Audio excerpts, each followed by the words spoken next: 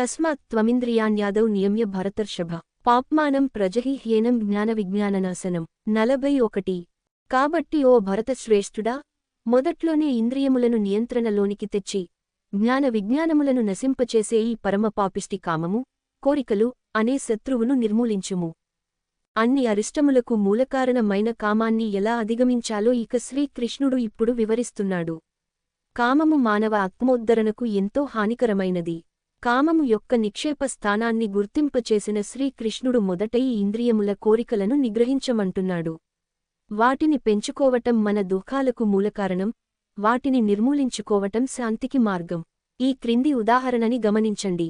రమేష్, దినేష్ అనే ఇద్దరు సహా విద్యార్థులు హాస్టల్లో ఒకే గదిలో ఉండేవారు. ఒకరోజు రాత్రి 10 గంటలకు రమేష్కి సిగరెట్టు తాగాలనే కోరిక కలిగింది. అతను అన్నాడు, నాకు బాగా సిగరెట్టు తాగాలనిపిస్తోంది అని. దినేష్ అన్నాడు, చాలా రాత్రైంది, సిగరెట్టు గురించి మర్చిపోయి పడుకో అని. రమేష్ అన్నాడు, కాదు, నేను పొగాకు పీల్చనిదే నిద్రపోలేను అని.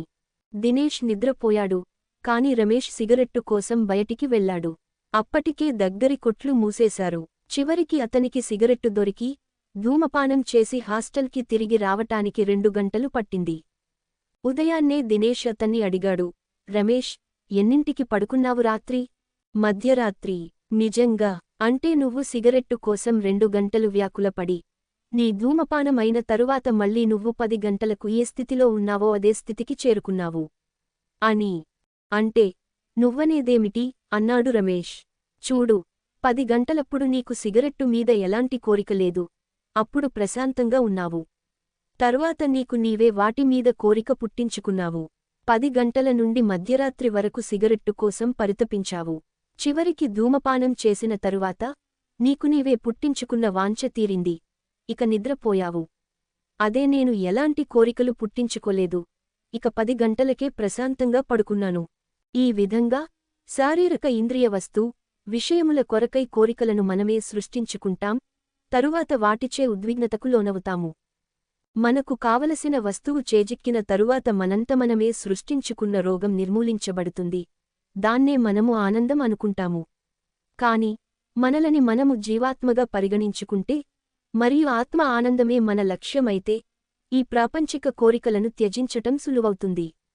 తన ఇంద్రియములను నియంత్రణలోకి తెచ్చుకోమని అర్జునుడికి శ్రీకృష్ణుడు ఉపదేశిస్తున్నాడు. ఆ విధంగా వాటిలో వసించే కామాన్ని నిర్మూలించవచ్చు. దీనిని సాధించటానికి తదుపరి శ్లోకంలో చెప్పినట్టుగా భగవంతుడు మనకు ప్రసాదించిన ఉన్నతమైన పరికరములను వాడుకోవాలి.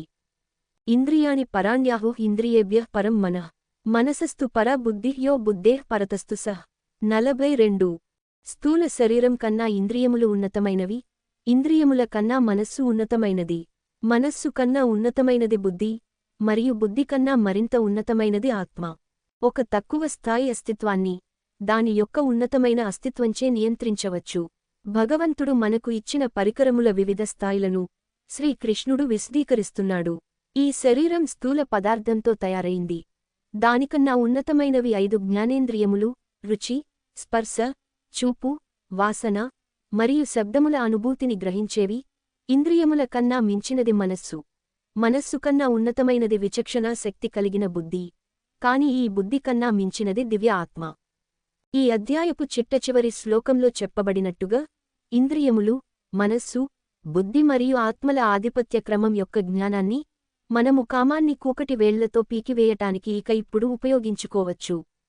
ఏవం బుద్ధేః పరం బుద్ధ్వా సంస్తభ్యాత్మానమాత్మన జహిశత్రుం మహాబాహో కామరూపం దురాసదం 43 ఈ విధంగా జీవాత్మ అనేది భౌతికమైన బుద్ధి కన్నా ఉన్నతమైనది అని తెలుసుకొని, ఓ మహాబాహువులు కలవాడా, నీ నిమ్న అస్తిత్వాన్ని, ఇంద్రియమనోబుద్ధులను నీ ఉన్నత అస్తిత్వంచే ఆత్మశక్తి ద్వారా వశపరుచుకొనుము మరియు కామమనే బలీయమైన శత్రువును సంహరింపుము.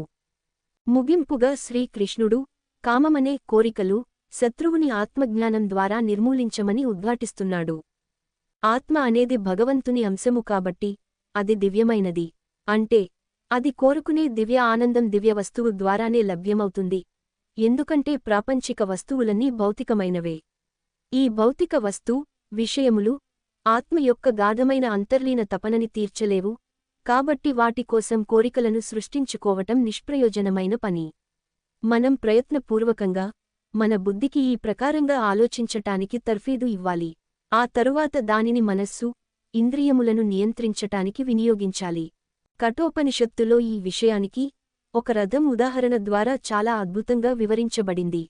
ఆత్మానం రథినం విద్ధి శరీరం రథమేవతు బుద్ధిం తు సారథిం విద్ధి మనః ప్రగ్రహమేవ చ ఇంద్రియాణి హయానాహుర్విషయాంస్తేషు గోచరాన్ ఆత్మేంద్రియమనోయుక్తం భోక్తేత్యాహుర్మనీషిన 1.3.3-4 5 గుర్రాలచే గుంజబడే ఒక రథం ఉంది అని ఉపనిషత్తులలో చెప్పబడింది. ఆ గుర్రాలకు నోటియందు పగ్గాలున్నాయి. ఆ పగ్గాలు రథసారథి చేతిలో ఉన్నాయి.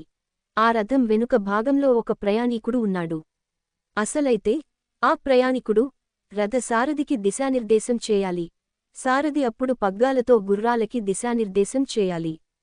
కాని ఇక్కడ ప్రయాణీకుడు నిద్రపోతున్నాడు, కావున గుర్రాలు తమ ఇష్టానుసారం ఉన్నాయి. ఈ ఉపమానంలో రథం అంటే శరీరం, గుర్రాలు అనేవి 5 ఇంద్రియములు. గుర్రాల నోటియందు ఉన్న పగ్గాలు మనస్సు, రథసారథి, బుద్ధి. వెనుక కూర్చున్న ప్రయాణీకుడు శరీరంలో ఉన్న జీవాత్మ.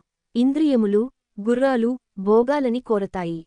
మనస్సు, పగ్గాలు ఇంద్రియములపై, గుర్రాలపై నియంత్రణ చేయటం లేదు. బుద్ధి, సారథి, పగ్గాల, మనస్సు లాగుడుకి వశమైపోయింది. కాబట్టి భౌతికంగా బద్ధుడైయున్న స్థితిలో అయోమయానికి గురై ఉన్న జీవాత్మ బుద్ధిని సరియైన దిశలో నడిపించలేదు.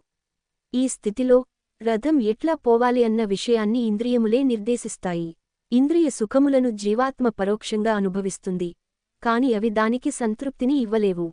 ఈ రథంలో కూర్చునియున్న జీవాత్మ ప్రయాణికుడు ఈ ప్రకారంగా అనాది నుండి భౌతిక ప్రపంచంలో తిరుగుతూనే ఉన్నాడు.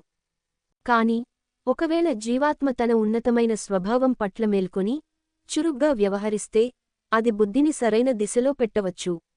అప్పుడు బుద్ధి తక్కువ స్థాయి అస్తిత్వాలైన మనస్సు, ఇంద్రియములను సరిగ్గా నియంత్రిస్తుంది. అప్పుడే రథం శాశ్వత సంక్షేమం దిశగా కదులుతుంది. ఈ విధంగా తక్కువ స్థాయి అస్తిత్వాన్ని ఇంద్రియములు, మనస్సు, బుద్ధి నియంత్రించటానికి ఉన్నతమైన ఆత్మ, జీవాత్మ ను తప్పకుండా వినియోగించాలి.